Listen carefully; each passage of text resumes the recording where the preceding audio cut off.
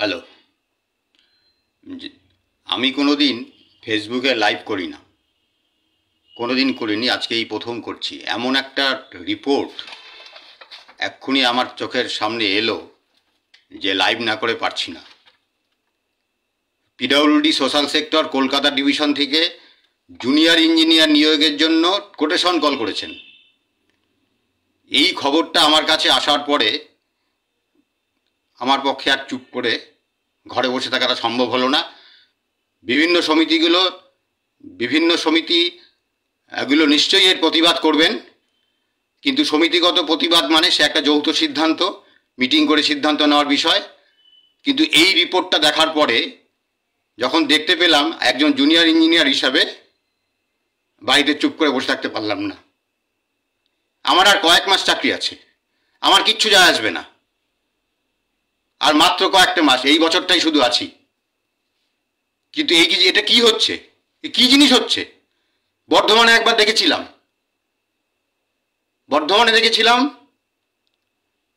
সেটা এই জাতীয় কোনো ভার্টিক্যাল ডিপার্টমেন্ট ছিল না, সেখানে এই ধরনের কল করা হয়েছিল। বিভিন্ন সমিতিগুলো তা প্রতিবাদ জানিয়েছিল, ইঞ্জিনিয়ারিং সমিতিগুলো এবং কোনো সংগঠন তারা ফিজিক্যালি ডেপুটেশনও দিয়েছিল এবং সেটা বন্ধ হয়েছিল। আজকে পিডব্লিউডির মতন দপ্তর, যেটা মাদার দপ্তর, সেই দপ্তরে জুনিয়র ইঞ্জিনিয়ার নিয়োগে টেন্ডার কল হবে, কোটেশন কল হবে, আর যিনি এক্সিকিউটিভ ইঞ্জিনিয়ার এই কল করছেন তিনি জেনে রাখুন আপনার পোস্ট একদিন হবে। জুনিয়র ইঞ্জিনিয়ার দিয়ে শুরু, কিন্তু জুনিয়র ইঞ্জিনিয়ার দিয়ে শেষ হবে না। সমস্ত সংগঠনগুলোর কাছে আমি আবেদন করছি, আপনারা প্রতিবাদে ঝাঁপিয়ে পড়ুন। যারা বিরোধী আছেন তাদেরকে বলছি, যারা পক্ষে আছেন তাদেরকে বলছি, যারা বিরোধী বা পক্ষে কোনো জায়গাতেই নেই, অরাজনৈতিক আছেন, সমস্ত সংগঠনগুলোর কাছে বলছি যে আপনারা প্রতিবাদে ঝাঁপিয়ে পড়ুন। এটা একটা ক্যাডারের অসম্মান।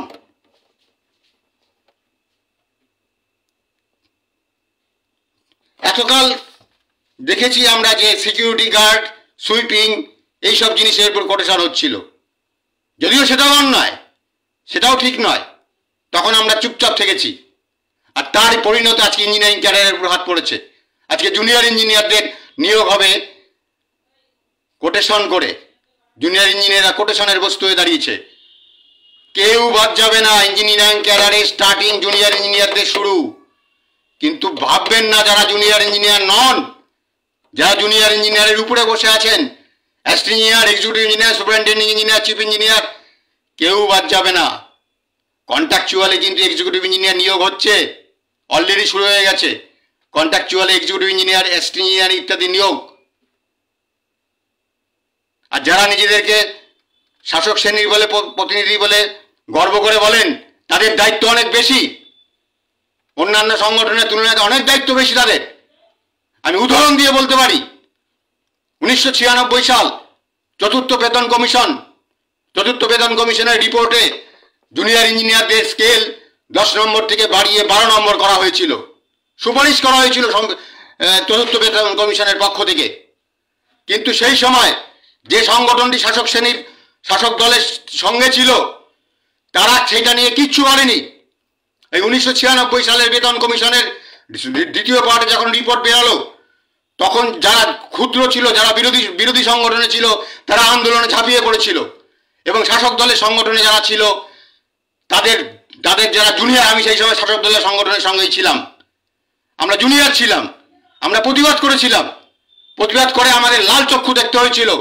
ইভেন এমন অত্যাচার শুরু হয়েছিল যে 2006 সালে আমাকে বাধ্য হয়েছিল যে ওই শাসক দলের সংগঠনকে ছাড়তে, এবং শাসক দলের সংগঠন ছেড়ে সেই সময় আমি SDE ওয়েস্ট বেঙ্গলে যুক্ত হই। কিন্তু আমাদের মধ্যে প্রতিবাদ যখন এতভাবে বাড়তে থাকে, শাসক দলের অভ্যন্তরের জুনিয়র কর্মচারীরা যখন আন্দোলনে ঝাঁপিয়ে পড়ে এবং প্রচণ্ড প্রতিরোধ, প্রচণ্ড প্রতিবাদ, প্রচণ্ড যখন ক্ষোভ বিক্ষোভ শুরু হয়, 2007 সালে শাসক দলের সংগঠন থেকে বাধ্য হয়েছিল সরকারের কাছে দাবি করতে 12 নম্বর স্কেল নয় 13 নম্বর স্কেল দাবি করেছিল। 13 নম্বর কথাটা কিন্তু উল্লেখ করেনি, কিন্তু 5,000 টাকা দাবি করেছিল। আমার কাছে ব্ল্যাক অ্যান্ড হোয়াইট তার তথ্য আছে।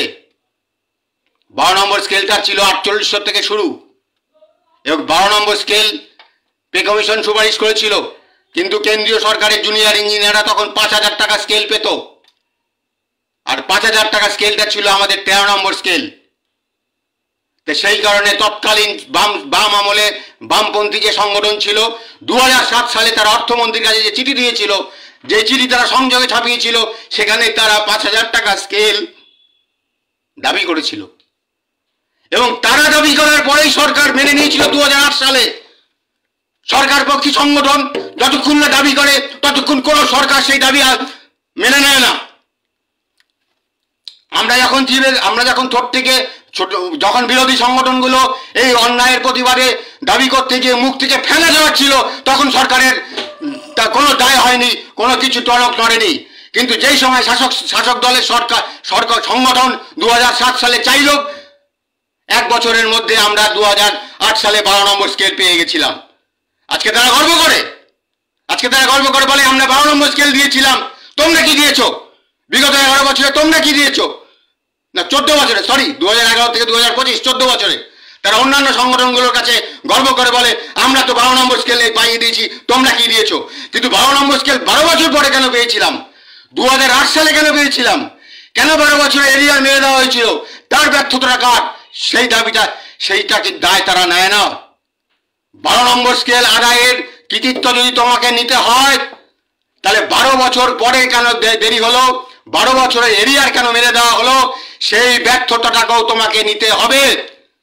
সিমিলারলি আজকে যারা যে সমস্ত সংগঠন বলে যে আমরা অমুকের পতাকা তলায় আছি, তমুকের পতাকা তলায় আছি, তাদের দায়িত্ব অনেক বেশি। আজকে সাবঅর্ডিনেট নিশ্চয়ই এর বিরুদ্ধাচরণ করবে, কোঅর্ডিনেশন কমিটি হয়তো বিরুদ্ধাচরণ করবে, অন্যান্য বিরোধী সংগঠন হয়তো বিরুদ্ধাচরণ করবে, আমার সংগঠনও নিশ্চয়ই বিরুদ্ধাচরণ করবে, কিন্তু তাতে সরকার কান দেবে কিনা জানি না। কিন্তু যারা নিজেদেরকে বলে যে আমরা ওই সরকার, আমার সরকার, তাদের দায়িত্ব অনেক বেশি। শাসক দলের সঙ্গে থাকলে তো অনেক সুবিধা, উপকার না করলেও আমরা নিজেদের মেরুদণ্ড ভেঙে সেইখানে যাই। 34 বছর, বিগত 34 বছর যখন ছিল, কোন দিনও 12 নম্বর স্কেলের দাবি করেনি। মাত্র 4105 টাকা দাবি করেছিল চতুর্থ বেতন কমিশনের কাছে, মাত্র 4105 টাকা সাবঅর্ডিনেট দাবি করেছিল চতুর্থ বেতন কমিশনের কাছে, যেখানে সেন্ট্রাল গভর্নমেন্ট 5000 টাকা করে দিয়েছিল জুনিয়র ইঞ্জিনিয়ারদের, এবং রাজ্য সরকার 4500 টাকা দিয়েছিল। বেতন কমিশনের কাছে এসিএস এর ডিমান্ড ছিল মাত্র 4105 টাকা, তা সত্ত্বেও সরকার তার থেকে বেশি দিয়েছিল 4500 টাকা। তা সত্ত্বেও পে কমিশন তার থেকে অনেক বেশি দিয়েছিল 4800 টাকা, যেটা এ গ্রুপ সার্ভিস। আমরা তো বি গ্রুপে ছিলাম, কিন্তু মাত্র 4105 টাকা ডিমান্ড করা সত্ত্বেও সেই সময় সাবঅর্ডিনেটের মেম্বার ছিল না হলেও 95 থেকে 98%। অর্থাৎ শাসক দলের হাত যদি মাথায় থাকে তাহলে কাজ করার দরকার হয় না, মানে ক্যাডারের স্বার্থে, সদস্যের স্বার্থে কাজ করতে লাগে না, চোখ রাঙালেই হয়। চোখ রাঙালেই এমনিতেই আমরা মাথা নত করে সেই সংগঠনে যাই। তাই শাসক দলের যারা বলেন তাদের দায়িত্ব অনেক বেশি। কেন এই কাজ হবে? আমরা দেখেছি, আমাদের মেরুদণ্ড আছে, আমরা মেরুদণ্ডী প্রাণী, আমাদের একটা মেরুদণ্ড আছে, কিন্তু মেরুদণ্ড সকলের সমান নয়। মেরুদণ্ড অনেক নমনীয় কারো কারো ক্ষেত্রে। আমার খুব করুণা লাগে, আমি যখন বিভিন্ন পোস্ট করি বিভিন্ন দাবি নিয়ে, তখন অনেকে বিভিন্ন তাতে কোনো প্রতিবাদ বা প্রতিক্রিয়া পাই না, করুণা হয় তাদের। অনেকে ফোনে বলে দাদা খুব ভালো করছেন। সবচাইতে যেটা আশ্চর্য, যে আমাদের একজন এক্সিকিউটিভ ইঞ্জিনিয়ার, তিনি যখন মারা গেলেন কম বয়সে, আমার তিনি অ্যাসিস্ট্যান্ট ইঞ্জিনিয়ার ছিলেন, আমারই এক্সিকিউটিভ ইঞ্জিনিয়ার ছিলেন, তিনি মারা গেছেন, স্বর্গীয় সন্দীপ সেন শর্মা। আমি যখন তাকে নিয়ে একটা ভিডিও বানালাম, সেই ভিডিওতে রিয়াকশন দিতে ভয় পাচ্ছে। কেন ভয় পাচ্ছে? যদি লাল চোখ দেখতে হয়, তিনি যে সংগঠনটা করেন তার নেতাদের যদি লাল চোখ দেখতে হয়, আমরা লাল চোখ দেখেছি। বিগত 96 সালের বেতন কমিশনে আমি অনেক লাল চোখ দেখেছি। আমি মার খেয়েছি। নিউ সেক্রেটারিয়েট বিল্ডিং এ একাধিকবার আমার উপর আক্রমণ হয়েছে, শারীরিক আক্রমণ হয়েছে। 2006 সালে, 2007 সালে আমাদের প্রাক্তন সাধারণ সম্পাদক রামকৃষ্ণ দাসের উপর আক্রমণ হয়েছে, তার বিরুদ্ধে এফআইআর হয়েছে, তার বিরুদ্ধে কমিশন বসেছিল 2008 সালে শিলিগুড়িতে। আমরা মার খেয়েছি। করুণা হয় তাদের জন্য যারা নিজেদের কথা বলতে পারে না। আমার একজন এক্সিকিউটিভ ইঞ্জিনিয়ার মারা গেছেন, তাকে শ্রদ্ধা জানিয়ে একটা পোস্ট করেছি, অরাজনৈতিক পোস্ট। সেই পোস্টে পর্যন্ত কমেন্টস করতে ভয় পাচ্ছে, তাদের উপর করুণা হয়। আমি বললাম এটা তো অরাজনৈতিক পোস্ট। যারা সন্দীপ দাকে চিনতেন ব্যক্তিগতভাবে, করুণা হয় যে তারা ভয় পাচ্ছেন যে চক্ষু, লাল চক্ষু দেখতে হবে কিনা। আমি জানি না, আমরা লাল চক্ষু দেখেছি। আজকে আমাদের দীর্ঘদিনের যে দাবি, আমি যে 17 দফা দাবি প্লেস করেছিলাম, সেই 17 দফা দাবির মধ্যে একটা দাবি ছিল জুনিয়র ইঞ্জিনিয়ারদের প্রমোশন কোটা 40% থেকে বাড়িয়ে 50% করতে হবে। এই দাবিটা শুধু আমাদের সংগঠন নয়, সব সংগঠনের দাবি। আমি 31 বছর আগে যখন চাকরিতে জয়েন করেছি, তখন আমি যে সংগঠন করতাম, সেই সংগঠনের দাবিও কিন্তু ছিল 50% কোটা দিতে হবে, প্রমোশন কোটা। সে দাবি ছিল, এসিএস এর দাবি ছিল। আমি দেখেছি, আমি এসিএস এ 12 বছর করেছি, আমার চাকরি জীবনে 12 বছর আমি এসিএস এ করেছি। সেখানে আমি দেখেছি যে তারা 50% কোটা দাবি করছে। আমাদের সংগঠনে 50% কোটা দাবি করেছে জুনিয়র ইঞ্জিনিয়ারের জন্য, পাশাপাশি আরো 10% ডিগ্রি হোল্ডারের জন্য কোটা দাবি করেছে। কিন্তু আজকে যেই বেতন কমিশনের সুপারিশ বেরিয়েছে, সেই সুপারিশে আমরা দেখেছি বেতন কমিশন আমাদের এই দাবিকে মান্যতা দিয়েছেন। বেতন কমিশন বলেছেন তাদের কোনো আপত্তি নেই যদি ডিপার্টমেন্টগুলো জুনিয়র ইঞ্জিনিয়ারদের কোটা 50% করে দেয়। ডিগ্রি কোটাটা মানেনি। আমরা যে 10% এক্সট্রা ডিগ্রিধারীদের জন্য চেয়েছিলাম, সেটা মানেনি। কিন্তু 50% জুনিয়র ইঞ্জিনিয়ারদের কোটা তারা মেনে নিয়েছে। তাহলে আজকে আমাদের সংগঠনগুলো তো অনেক দায় বেড়ে গেল, দায়িত্ব বেড়ে গেল। পে কমিশন সুপারিশ করেছে, তাহলে এই আদায় করা তো অনেক সহজ। সমস্ত সংগঠনগুলোর এখন ঝাঁপিয়ে পড়তে হবে, ডিপার্টমেন্টে চিঠি দিতে হবে, মুখ্যমন্ত্রীর কাছে চিঠি দিতে হবে, অর্থমন্ত্রীর কাছে চিঠি দিতে হবে, বিভাগীয় মন্ত্রীদের কাছে চিঠি দিতে হবে। শুধু চিঠি নয়, ফিজিক্যালি ডেপুটেশন দিয়েও এই দাবিকে আদায় করে আনতে হবে। আমাদের সংগঠন ডিমান্ড করেছিল 10% ডিগ্রিধারীদের জন্য। আমাদের হিসাবটা কি ছিল? আমাদের হিসাব ছিল অ্যাসিস্ট্যান্ট ইঞ্জিনিয়ারের পোস্টের 50% থাকবে ডিপ্লোমা, 50% থাকবে ডিগ্রি, মানে কোয়ালিফিকেশনের দিক থেকে। এই 50% ডিপ্লোমা থাকবে, আর 50% যে ডিগ্রি থাকবে, সেই 50% ডিগ্রির 40% থাকবে ডাইরেক্ট রিক্রুটমেন্ট ডিগ্রি, আর 10% থাকবে জুনিয়র ইঞ্জিনিয়ার থেকে প্রমোশন পাওয়া ডিগ্রি। জুনিয়র ইঞ্জিনিয়ারদের মধ্যে বহু ডিগ্রিধারী ইঞ্জিনিয়ার আছেন, মাস্টার ডিগ্রিধারী ইঞ্জিনিয়ার আছেন, আজকের চাকরির দুর্দিনে করতে বাধ্য হচ্ছেন। তাই আমাদের হিসাব পুরো পরিষ্কার হিসাব ছিল যে অ্যাসিস্ট্যান্ট ইঞ্জিনিয়ার পোস্টের 50% ডিপ্লোমাদের জন্য, 50% ডিগ্রিদের জন্য, আর 50% যে ডিগ্রিদের জন্য তার 40% ডাইরেক্ট রিক্রুটমেন্ট, আর 10% বাই প্রমোশন। অর্থাৎ তাহলে কোটাটা কিন্তু 50-50 থাকছে। আজকে এই দাবি মেনে নিয়েছেন সরকার নয়, পে কমিশন। আমি জানি না যারা সরকারের পন্থী বলেন তারা এই দাবি আদায় কি কাজ করছেন, বা এই দাবি নিয়ে বলতে গেলে সদস্যদের লাল চক্ষু দেখতে হচ্ছে কিনা সেটা আমি জানি না। আমার সেই অভিজ্ঞতা নেই, কিন্তু আমার লাল চক্ষু দেখার অভিজ্ঞতা আছে। 12 নম্বর স্কেল চেয়ে কি অপরাধ করেছিলাম? আজকে যারা 12 নম্বর স্কেল দিয়েছি বলে কৃতিত্ব নিচ্ছে, তাই তখন কেন আমরা 12 নম্বর স্কেল চেয়ে অপরাধ করেছিলাম? তখন কেন আমাকে মারধর দেওয়া হয়েছিল? কেন 12 বছর একটা সংগঠন করার পরে আমাকে সংগঠন ছেড়ে দিতে হয়েছিল? আমি কি স্বেচ্ছায় সংগঠন ছেড়ে দিয়েছিলাম? তাদের কোনোদিনও কোনো রাজনৈতিক বিরোধিতা করিনি, কোনোদিনও করিনি। কিন্তু নিজের ক্যাডারের দাবি কেন করব না? নিজের ক্যাডারের দাবি কেন করব না? আমি তো নিজের ক্যাডারের দাবি করেছিলাম। আমি তো সিঙ্গুর নন্দীগ্রাম নিয়ে কিছু বলিনি, আমি তো গভর্নমেন্টের কোনো কিছু নিয়ে সমালোচনা করিনি। আমি শুধু আমার ক্যাডারের 12 নম্বর স্কেল চেয়েছিলাম। আমি চেয়েছিলাম আমরা কেন জুনিয়র ইঞ্জিনিয়ারদের সমান, এই কেন্দ্রের জুনিয়র ইঞ্জিনিয়ারদের সমান স্কেল পাবো না? আমরা বলেছিলাম, মানে আমি বলেছিলাম যে অ্যাসিস্ট্যান্ট ইঞ্জিনিয়ার তলার পোস্টে চাকরি করি, কেন 15 নম্বর স্কেল পাবো না? এইটা ছিল আমার অপরাধ।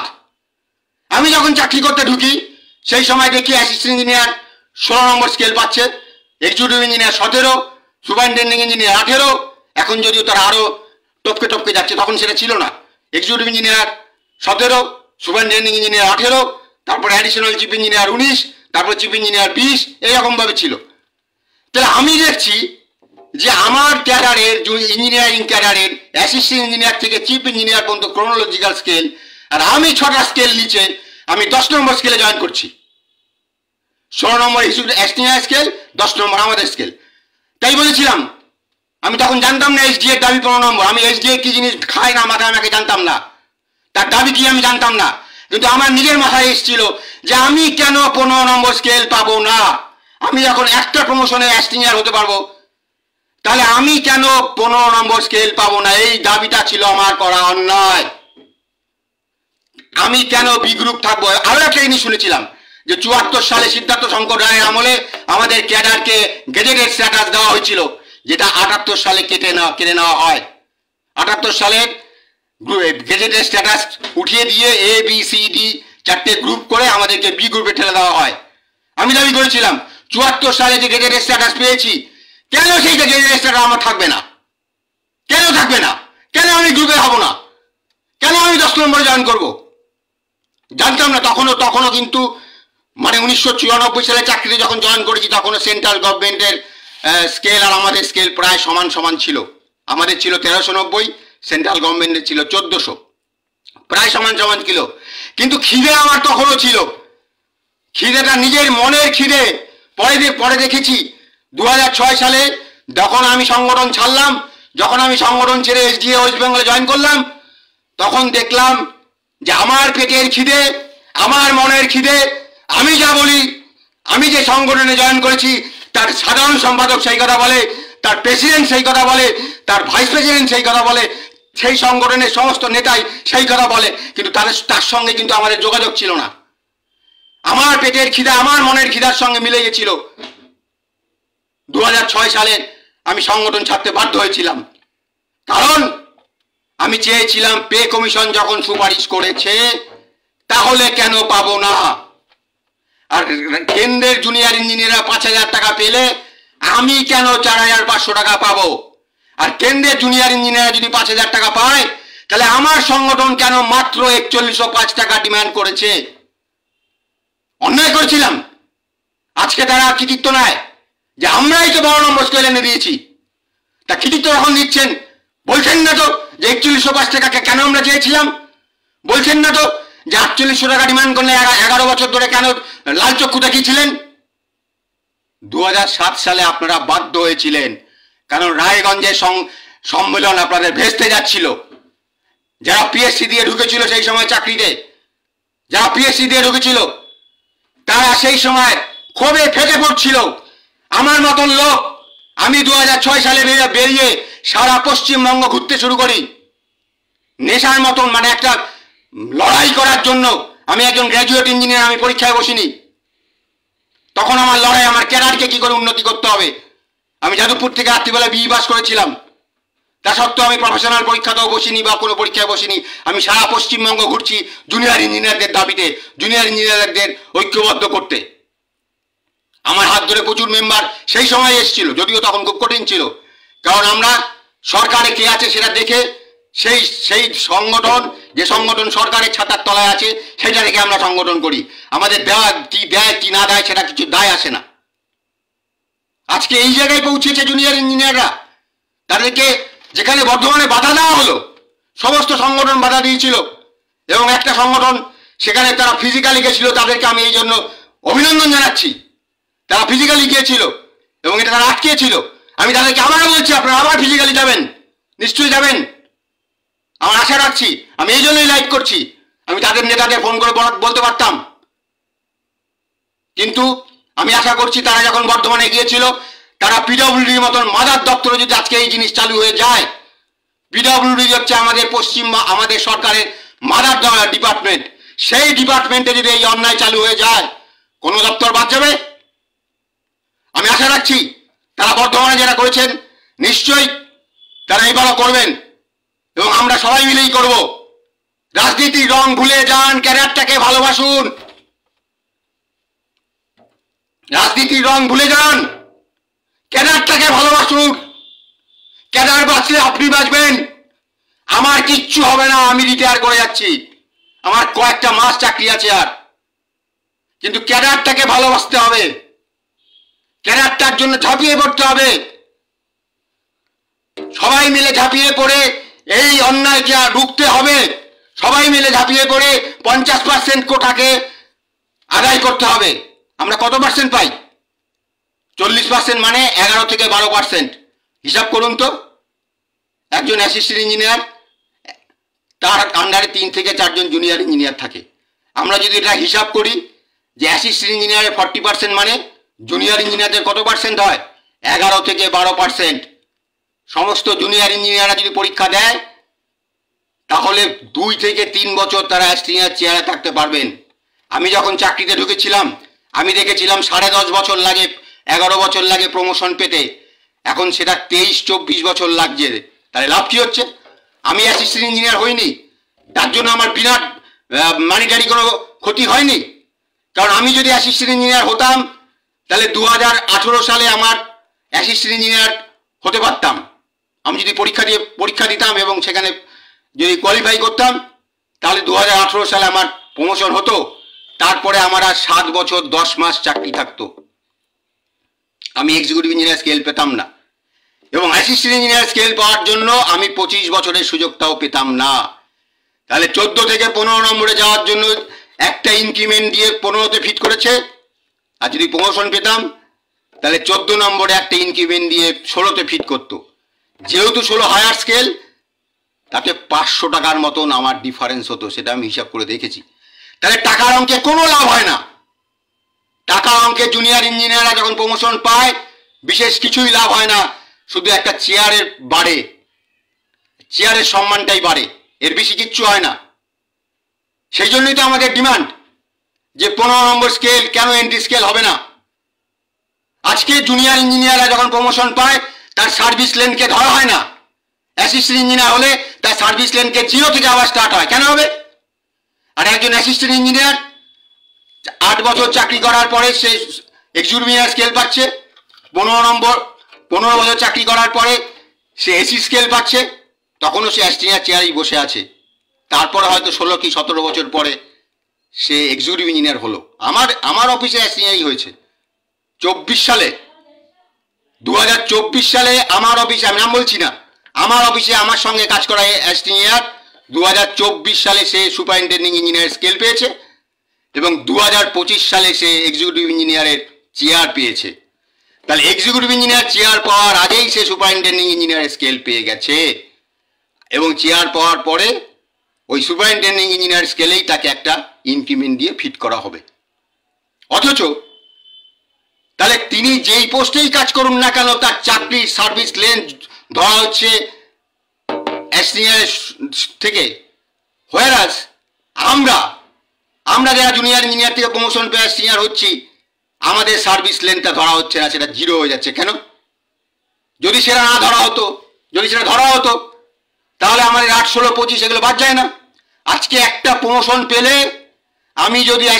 আমরা যদি অ্যাসিস্ট্যান্ট পোস্ট পাই তাহলে আমাকে 24 বছরের সুযোগটা, সেই সুযোগটার থেকে বঞ্চিত হচ্ছি।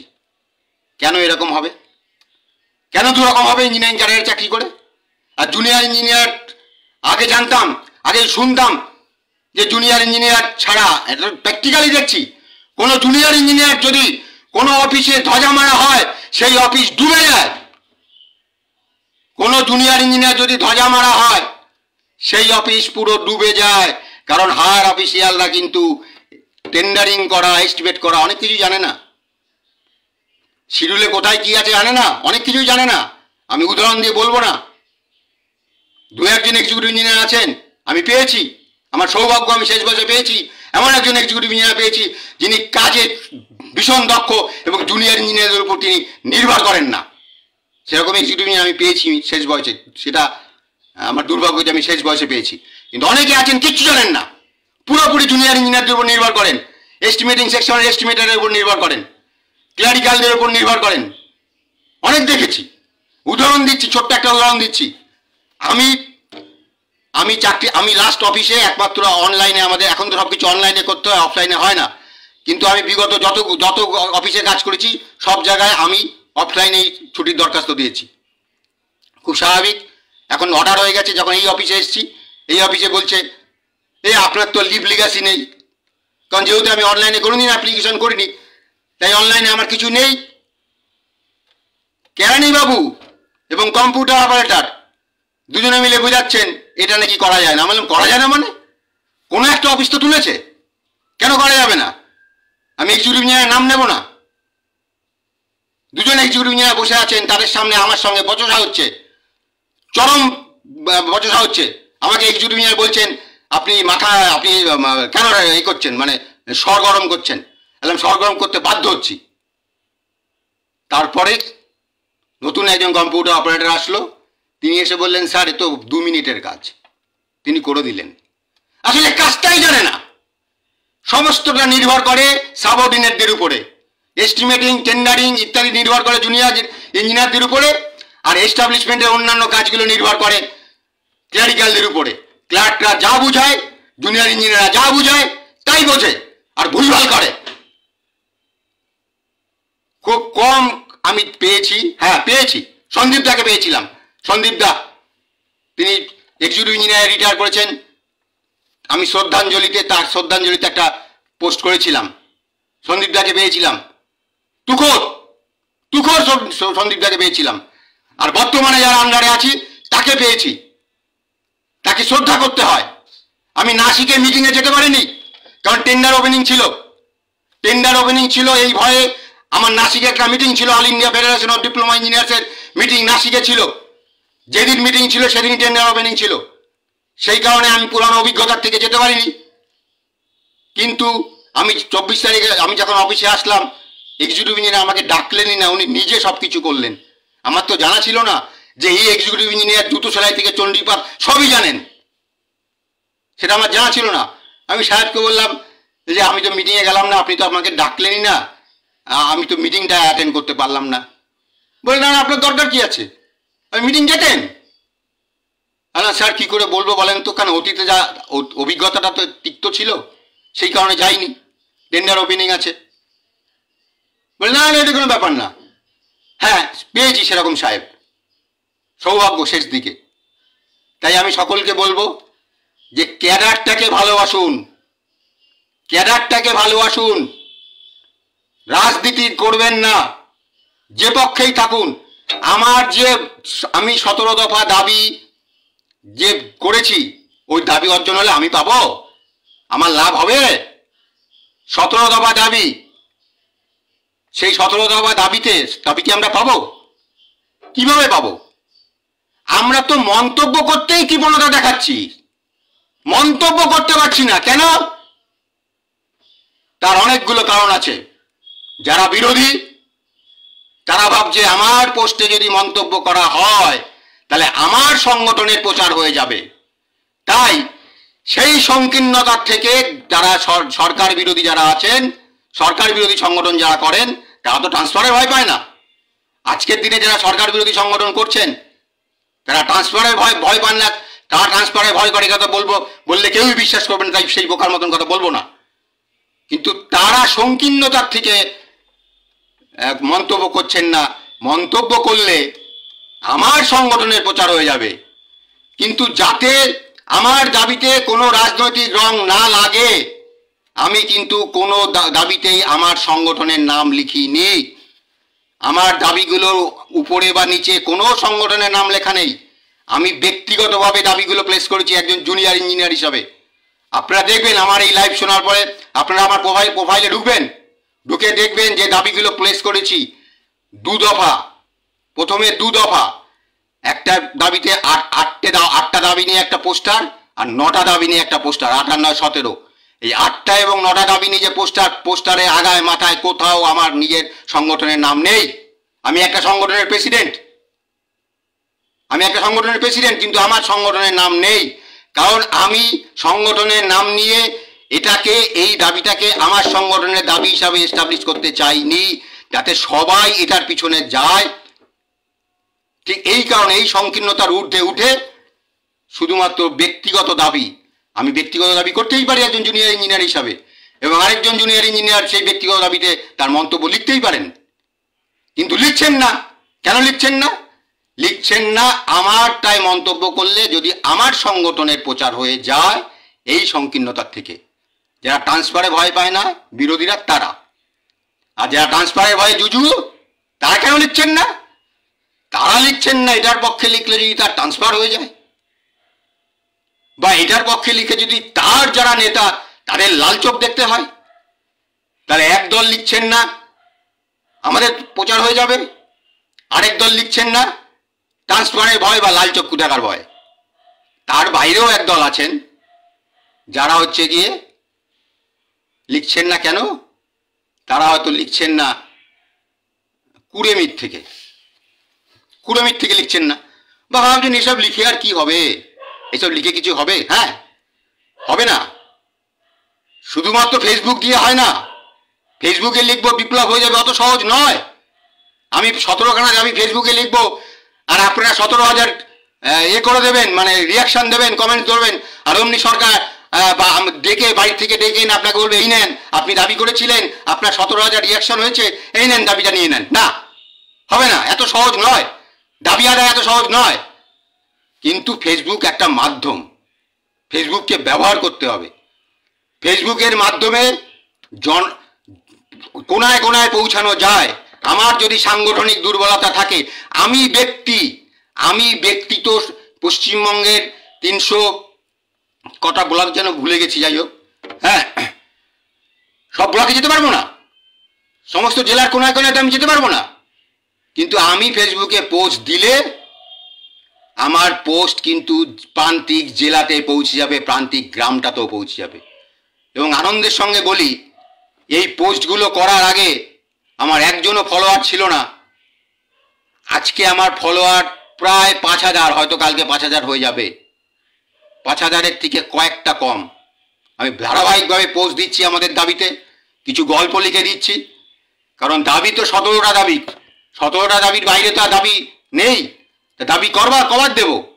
তাই লাইভ রাখার জন্য এই 17খানা দাবির মাঝে মাঝে আমি টুকটাক গল্প লিখে পোস্ট করছি, কখনো ক্লাস দিচ্ছি, আমি পড়াই। আমি আমার এলাকায় একটা অবৈতনিক কোচিং সেন্টারে বিজ্ঞান এবং অঙ্ক করাই, তাই কিছু কিছু পোস্ট দিচ্ছি। আজকে না গতকাল বোধহয় রাত্রে, আজকে ডেটেই হয়েছে, একটা সাহিত্যের উপর একটা পোস্ট দিয়েছি। শরৎচন্দ্র চট্টোপাধ্যায়ের মহেশ গল্পটা, সেটা ক্লাস 7-8-এর পাঠ্য। সেই মহেশ গল্পটা আমি পড়ি বা বাচ্চাদের পড়ানোর মতন করে গল্পটা পাঠ করে এবং তার ব্যাখ্যা করে আমি একটা পোস্ট করেছি, তার ফার্স্ট পার্ট। কারণ 3টে পার্টে আছে, পুরোটা করতে গেলে ঘন্টা 3 লাগবে বোঝাতে গেলে। আপনারা দেখবেন যে একজন ইঞ্জিনিয়ার তার ইঞ্জিনিয়ারিং সাইডের বাইরেও অন্য কিছু পারে কি না, দেখে মন্তব্য করবেন যে এটা আমি ছড়িয়েছি, হাসির খোরাক হয়েছি, নাকি কিছুটা পেরেছি। আমি বিরাট কিছু পারবো এই দাবি আমি করছি না, কারণ আমি তো সাহিত্যের ছাত্র নই। তা সত্ত্বেও আমার অল্প স্বল্প কিছু সাহিত্য পড়াশোনা আছে। তো সেই কারণে আমি আপনাদের সকলের কাছে অনুরোধ করছি, আমি লাইভে আসতাম না, আমি প্রচণ্ড উত্তেজিত। আপনারা দেখতে পাচ্ছেন যে প্রচণ্ড এমনই উত্তেজনা উঠেছে যে বাধ্য হয়ে লাইভে আসলাম। কিছুদিন আগে যেখানে বর্ধমানে এই একই কাজ করে বাধ্য হলো সে থুতু ফেলে থুতু চেটে নিতে, এবং এই পোস্ট আমি করেছি। সেই সমস্ত পোস্ট কি ওই যেই এক্সিকিউটিভ ইঞ্জিনিয়ার করেছেন তিনি জানেন না? নিশ্চয়ই জানেন। তারপরেও পিডব্লিউডির মতন দপ্তরে জুনিয়র ইঞ্জিনিয়ার আজকে কোটেশনের বস্তু হয়ে গেছে। আপনি বাদ থাকবেন? জুনিয়র ইঞ্জিনিয়ার আর সুইপার, সিকিউরিটি গার্ড, কোনো কাজই ছোট নয়, কিন্তু সবাইকে সমান করে দিয়েছেন। আপনি আজকে জুনিয়র ইঞ্জিনিয়ার দিয়ে শুরু করছেন, আপনার পোস্ট বাদ থাকবে না। ঘুটে পড়ে গোবর হাসে, গোবর যখন হাসে সে জানে না কিছুক্ষণ পরে সে ঘুটে হবে, কেউ বাদ থাকবে না। এটা দ্বিতীয়বার হলো। প্রথমবার যখন দেখেছিলাম তার বিরুদ্ধে প্রতিবাদ হয়েছিল এবং সেটা যখন ক্যান্সেল হয়েছে, প্রথমবার নিয়ে এতটা রাগিনি, কিন্তু একই কাজ বারবার হবে। একই কাজ ভাব, এমনিতেই তো কন্ট্রাকচুয়াল নিয়োগ হচ্ছে, তাতেও হচ্ছে না। কন্ট্রাকচুয়াল নিয়োগ assistant executive engineer, junior engineer তো হচ্ছে, বিভিন্ন দপ্তরে হচ্ছে, পিডব্লিউডিতে হচ্ছে, পিএইচিতে হচ্ছে, পঞ্চায়েত রুরাল ডেভেলপমেন্টে হচ্ছে, জেলা পরিষদে হচ্ছে, সমস্ত জায়গায় হচ্ছে কন্ট্রাকচুয়াল নিয়োগ। চাকরির পরে নিয়োগ, আমরা 60 বছর চাকরি করার পরে আবার চাকরি করবো 65 পর্যন্ত, আর বেকার ছেলেগুলো চাকরি পাবে না। বেকার আমরা ভাবি না একবারও, আমি নিজেরটাই শুধু ভাবি যে আমি রিটায়ার করার পরেও চাকরি করবো আরো 5 বছর। তাহলে আমি যদি চাকরি না করতাম, আমার মতন আর কেউ যদি চাকরি না করতো, তাহলে গভর্নমেন্ট বাধ্য হতো ওই জায়গাটা একটা জুনিয়র ছেলেকে দিতে। এই বোধ আমাদের নেই। সবচেয়ে যেটা লজ্জা লাগে যে আমরা যারা সংগঠন করি, সংগঠনের নেতৃত্ব দিই, তারাও আমরা ওই ধরনের কাজ করি, তারাও আমরা রিটায়ারের পরে চাকরি করতে যাই। একটু মনে হয় না আমি তো পেনশন পাচ্ছি, আমি তো 32-33 বছর চাকরি করেছি, আমার ঘরেও তো ছেলে আছে যে চাকরি পাবে। আমার ছেলে যদি ইঞ্জিনিয়ার না হয়তো অন্য পোস্টে যাবে, তাহলে সেই পোস্টের লোক তো কন্ট্রাকচুয়াল নিয়ে নেবে, নিতে পারে তো। যে আমার ছেলে যদি মাস্টারি করে, তাহলে মাস্টারি তো কন্ট্রাকচুয়াল নিয়ে নেবে, মাস্টারি তো আফটার রিটায়ারমেন্ট নিয়ে নেবে। এ তো ছোঁয়াচে রোগ। তারপরেও আমরা নির্লজ্জের মতন চাকরি করি, রিটায়ার করার পরেও চাকরি করি। আজকে যদি আমরা সবাই এক হয়ে যদি চাকরিটা না করতাম, তাহলে আফটার রিটায়ারমেন্ট 60 থেকে 65 যত সংখ্যক কন্ট্রাকচুয়াল কর্মচারী আছে, সেই কাজগুলো তো করতে হতো। সরকার তো এমনি এমনি নিয়োগ করেনি, তা সেই কাজগুলোর জন্য কিন্তু নতুন ছেলেদের নিতে হতো। এবং এতটাই লজ্জা লাগে, এতটাই নির্লজ্জ যে একটা সময় কি ছিল, রিটায়ারমেন্ট কর্মচারীদের কি মায়না দেওয়া হতো, তিনি যে লাস্ট বেতনটা পেতেন, সেই লাস্ট বেতন থেকে পেনশনটা বিয়োগ করে বিয়োগ ফলটা তাকে মায়না দিতেন, অর্থাৎ তিনি লাস্ট বেতনটাই পেতেন। আর আজকে 15,000, 20,000, 25,000, 32,000 এই দিচ্ছে। অ্যাসিস্ট্যান্ট চাকরি থেকে রিটায়ার করে জুনিয়র ইঞ্জিনিয়ার ঢুকছেন, কেউ এক্সিকিউটিভ ইঞ্জিনিয়ার চাকরি থেকে রিটায়ার করে জুনিয়র ইঞ্জিনিয়ার বা অ্যাসিস্ট্যান্ট ঢুকছেন। নাম ধরে বলতে পারি, বলবো না সেটা, নাম ধরেই বলতে পারি, জানি, দেখেছি বলেই তো বলছি। একজন এক্সিকিউটিভ ইঞ্জিনিয়ার চেয়ার থেকে রিটায়ার করে তিনি অ্যাসিস্ট্যান্ট ইঞ্জিনিয়ারের চেয়ারে গিয়ে 32,000 টাকা মায়নায় বসছেন, বা 30,000 টাকা মায়নায় বসছেন, বা কেউ একজন অ্যাসিস্ট্যান্ট চেয়ার থেকে রিটায়ার করে জুনিয়র ইঞ্জিনিয়ারের চেয়ারে গিয়ে বসছেন। লজ্জা হয় না? লজ্জা, নিজের চেয়ারের প্রতি পর্যন্ত কোনো মানে এ নেই, রেসপেক্ট নেই। পয়সা একদম, পয়সার জন্য অন্য কাজ করুন না, অন্য কাজ করুন, অন্যের চাকরি খাওয়ার দরকার কি? তাই সকলকে বলি যে ক্যাডারটার খাতে কথা ভাবুন। আর ইঞ্জিনিয়ার মানে শুধু জুনিয়র ইঞ্জিনিয়ার আর অ্যাসিস্ট্যান্ট ইঞ্জিনিয়ারের তো আবার ক্লাস আছে, শিডিউল কাস্ট ইঞ্জিনিয়ার, ব্রাহ্মণ ইঞ্জিনিয়ার। এই শিডিউল কাস্ট, ব্রাহ্মণ এসব করলে কিন্তু সবাই ডিপ্রাইভ হবেন। ইঞ্জিনিয়ার ক্যাডারটাকে এক হতে হবে, junior engineer two engineering chief এই পর্যন্ত যদি একটা ব্লক হয়, তাহলেই ডিপ্রাইভ হবেন না। আমরা ডিপ্রাইভ হচ্ছি assistant engineer, executive engineer, superintendent ইঞ্জিনিয়ারদের সঙ্গে তুলনা করলে। আর ওনারা ডিপ্রাইভ হচ্ছেন না? ওনারাও তো হচ্ছেন, 13 মাসের মাইনা পান। বিডিওরা তো 13 মাসের মাইনা পায়, বিভিন্ন ভাতা পায়, পান। আমরা কি বিডিওদের থেকে কম দায়িত্ব নিয়ে কাজ করি? আরে আমাদের সংখ্যাটা তো বেশি, লড়াইটা আমরা অনেক বেশি দিতে পারি, আমাদের সাহসও বেশি। আমরা ক্যারিয়ারিস্ট নই, ক্যারিয়ারিস্ট দিয়ে কোনো আন্দোলন হয় না। আমাদের মধ্যে অনেক আছে, অনেক উদাহরণ আছে যারা এই জুনিয়র ইঞ্জিনিয়ারের চাকরি করে নাইটে গ্র্যাজুয়েশন করার পরেও তারা কোনো পরীক্ষায় না বসে শুধু ক্যাডারের আন্দোলনের কাজ করে গেছে। সাবঅর্ডিনেট এরকম প্রচুর ইঞ্জিনিয়ার আছে, আমি নাম বলে দিতে পারি। সাবঅর্ডিনেট এরকম প্রচুর ইঞ্জিনিয়ার আছেন যারা গ্র্যাজুয়েট ইঞ্জিনিয়ার ছিলেন। দীনেশ দত্ত, মলয় ব্যানার্জি 2-1 বছর আগে রিটায়ার করেছেন, মনোজ ব্যানার্জি, এরকম প্রচুর আছেন সাবঅর্ডিনেটে যারা নেতৃত্বে গেছেন, তারা কিন্তু গ্র্যাজুয়েশন করার পরেও তারা ওইসব করেননি। আমাদের সংগঠনও আছে। তো একটা ক্যাডার ভাবুন, সবাই মিলে একটা ক্যাডার হলে আমরা নেতৃত্ব দিতে পারবো। নেতৃত্ব দেওয়ার জন্য তো বেশি ডিগ্রি লাগে না, ভারতবর্ষের প্রধানমন্ত্রী, ভারতবর্ষের মুখ্যমন্ত্রী, ভারতবর্ষের অন্যান্য মন্ত্রী তাহলে আইএস আইপিএসরা হতো। যারা মুখ্যমন্ত্রী হয়, প্রধানমন্ত্রী হয় বা অন্যান্য মন্ত্রী হয়, তাদের কোয়ালিফিকেশন কি আইপিএস আইএএস এদের থেকে বেশি? একাডেমিক কোয়ালিফিকেশন, তার থ্রু আউট রেকর্ড রেজাল্ট বেশি কি? না। সংগঠনের নেতৃত্বে দেওয়া সাংগঠনিক বুদ্ধি আর ক্লাসের পড়াশোনা এক জিনিস নয়। ঐক্যবদ্ধ লড়াই করলে জুনিয়র ইঞ্জিনিয়াররাই নেতৃত্ব দিত, কারণ তাদের পিছু টান কম। তাই সমস্ত স্তরের ইঞ্জিনিয়ারদের বলছি, সমস্ত ডিগ্রি ইঞ্জিনিয়ার, ডিপ্লোমা ইঞ্জিনিয়ার, সমস্ত ইঞ্জিনিয়ারদের সংগঠনকে বলছি, আপনারা এটার প্রতিবাদ করুন, ইমিডিয়েট কালকেই লিখিত প্রতিবাদ করুন দপ্তরকে, এবং ফিজিক্যালি প্রতিবাদ করুন। অনেক বলে ফেলেছি, আজকে এখানেই আপনারা মন্তব্য করুন। ধন্যবাদ। বুঝতেই পাচ্ছেন যে উত্তেজিত হয়ে নিজেকে কন্ট্রোল করতে না পেরে আজকে আমি এসছি। আমি আসি না, আমি কন্ট্রোল করতে পারিনি নিজেকে। আজকে বিভিন্ন কয়েক মাস ধরে দেখছি যে বিভিন্ন দাবি দাবা লিখছি, কিন্তু আজকে এটা কন্ট্রোল করতে এই কারণে পারিনি, কারণ যেহেতু দেখেছি বর্ধমানে এই জিনিস নেওয়া হয়েছিল এবং সেটাকে বর্ধমানে সেটাকে করা হয়েছিল, মানে উইথড্র করা হয়েছিল। তারপরেও একই জিনিস, একই ভুল কি বারবার হবে? ভীষণ উত্তেজিত হয়েছি, ক্ষমা করবেন। উত্তেজনার ফলে হয়তো অনেক কিছু ভুলভাল বলে ফেলেছি, ক্ষমা করবেন। আমি এখানেই শেষ করছি। ধন্যবাদ।